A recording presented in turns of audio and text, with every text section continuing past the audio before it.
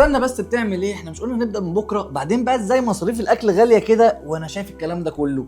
طب اخر واحده بس. اخر واحده ايه؟ لا لا لا، تاني يا زكي، تاني وترجع تلبس تاني وترجع تعيط تاني ان الكرش بيضرب والكلام ده كله.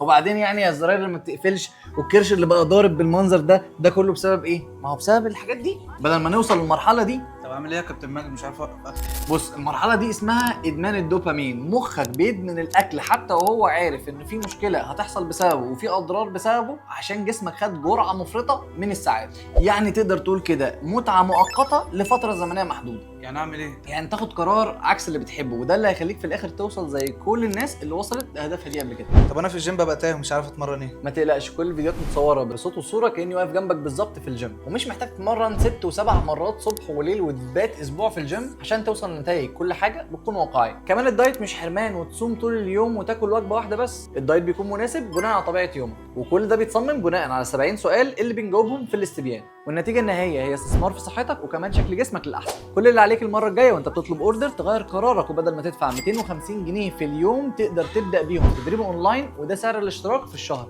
فبخطه لمده 4 شهور تقدر تغير صحتك وكمان شكل جسمك. ابدا دلوقتي، ممكن تلاقي عن طريق الويب سايت او تبعت لنا رساله او سيب كومنت وهنبعت لك كل التفاصيل. سلام.